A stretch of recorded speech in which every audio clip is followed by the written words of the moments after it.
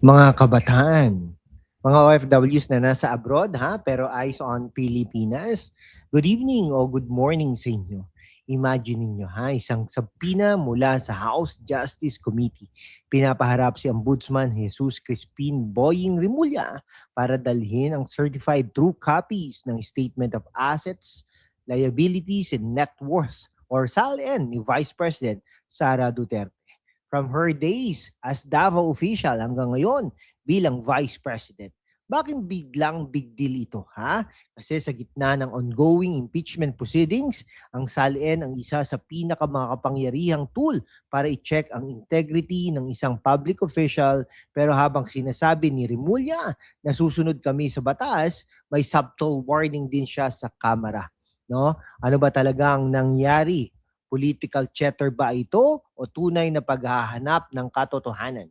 Today, intellectual, critical at fact-based tayo. Walang blind loyalty, walang hate. Tatalakayin natin ang context, criticisms kay Rimulya, ang side na pabor kay Vice President Sara at bakit importante ito sa inyo bilang young voters o overseas workers na nagpapadala ng pera para sa bayan. Stay until the end May practical tip pa tungkol sa gadgets na makakatulong sa inyo daily. Let's dive in. Una, let's establish the facts. Noong April 6, 2026, inilabas ng House Justice Committee ang sabina kay Ombudsman Rimulya. Kailangan niyang mag-appear sa April 14 hearing at isumite ang SALNs ni Vice President Sara mula 2007 hanggang 2013, Davao years, 2022 to 2025 at iba pa. Ito'y bahagi ng impeachment complaint na nag-aakusa ng betrayal of public trust, possible misuse of funds, at discrepancies sa assets.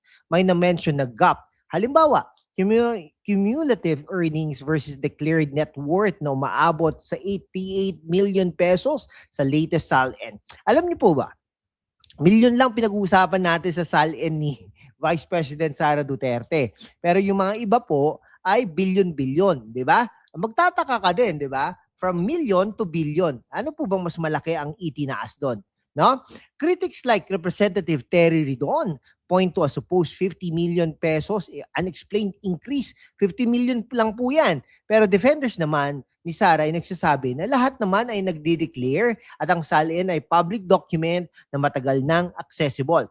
Si VP Sara mismo noon pa man ay open sa review pero tinatanong niya kung bakit kailangan pa ng show kapag pwede namang kunin dati. Diba? Oo nga naman. Parang family reunion na may hidden agenda. Lahat ng records kailangang i-unearth from 2007 pa. Nako, intellectual point. The SALN is constitutional tool under the 1987 Constitution for Accountability. Pero sa practice, selective application ba ito?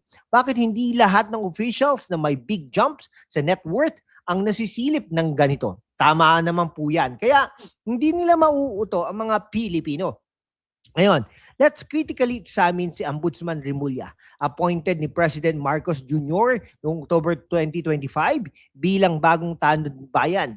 Background niya bilang former Justice Secretary involved sa ilang high-profile cases including ICC-related matters na sensitive sa Duterte camp.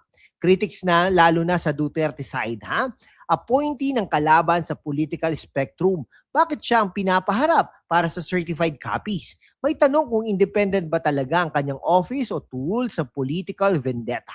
May warning din siya sa House Secretary General tungkol sa possible liability if hindi sumunod sa rules on SALN access. Parang I'll comply but don't play games.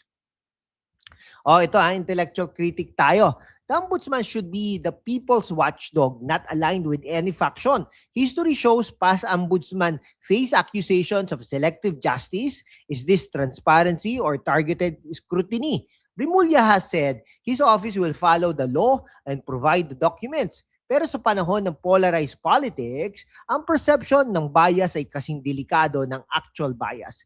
Para sa mga kabataan, tanungin ninyo, sino ba talaga ang may hawak ng kapangyarihan na mag-decide kung aling SALN ang sisilipin nating malalim?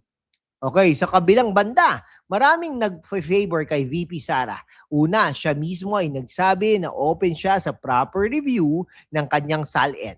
I don't know why they need a show when it could be obtained even before. Sabi niya, logical point ha, kung public document naman, bakit parang ginagawang drama? Her lawyers argue na ang old SAL-ends from Davao years ay irrelevant. Sa current impeachment, na focus daw sa confidential funds o recent issues, net worth increase posibleng legitimate investments, family assets o honest savings from public service. Maraming public officials ang may similar jumps pero hindi ganito ka-intense ang scrutiny. Selective prosecution ba ito? VP Sara's track record known for strong education push, DepEd, disaster response, at firm stance on issues. Supporters see her as the Iron Lady na hindi natatakot sa political giants. Para sa mga OFWs, siya ang isa sa mga leaders na vocal sa welfare ninyo tulad sa stranded rights protection. Ang pag-atake sa kanya via SALN ay posibleng para i-disqualify siya sa future runs, lalong-lalo na sa 2028. Mga kaibigan, kung ang SALN ni Sara Duterte ang problema, bakit hindi lahat ng politiko na may unexplained wealth? Baka kasi si Sara ang tunay na threat sa status quo. Fact-based tayo mga kaibigan. No conviction yet. Presumption of innocent applies. Transparency, yes pero due process at fairness tayo mga kaibigan. Mga kababayan, bilang future leaders, alamin ninyo ang buong picture. Huwag magpa-influence ng social media echo chambers. Zoom out lang tayo Ito ay symptoms ng deeper issues sa Philippine politics, patronage, dynasties, at weaponization of institutions. Ang impeachment ay constitutional tool pero madalas ginagamit para sa political elimination. Para sa mga kabataan, gamitin ang critical thinking. Basahin ang actual SALNs kapag lumabas, i-compare sa earnings.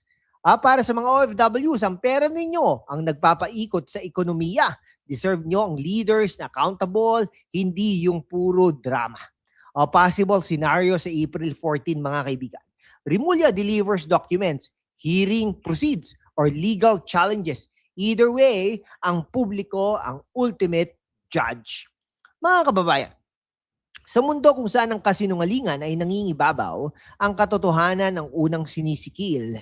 Pero kasama kayo magpapatuloy tayo sa laban, walang takot, walang kinikilingan, at laging handa para sa bayan. Sumali na sa aking YouTube channel membership sa #WalkWithLan at tulungan natin ang channel na maabot ang 100,000 subscribers. Ang inyong suporta ang susi sa kalayaan natin para ipagpatuloy ang pagbabalita ng katotohanan. Salamat at kita-kits sa laban. By the way, habang nagmo-monitor kayo ng balita o nasa biyahe, reliable power bank ang kailangan. Bilang OFWs o student, hindi pwedeng malobat ang phone sa important calls o updates. Check this. Anchor Power Bank, slim, fast charging, perfect for travel. Available sa Shopee at Lazada. Itatagpo natin yan. Romos, 20,000 mAh or higher. Matibay, long-lasting para sa mahabang shifts. Ugreen Magnetic, convenient wireless charging for modern phones. Budget options like Bavin or Tilex, sulit at reliable. Support the channel by checking them via affiliate links sa description. Practical politics plus practical gadgets. Sa huli mga kaibigan, ang tunay na panalo ay ang informed citizenry. Huwag tayong maging manonood lang maging critical thinkers. Ano sa tingin ninyo? Comment down below. Bias ba ang subpoena o legitimate accountability? Like naman, share, subscribe, at hit that bell icon.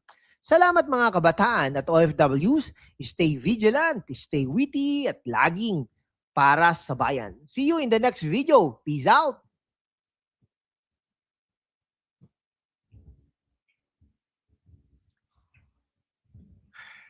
Babe.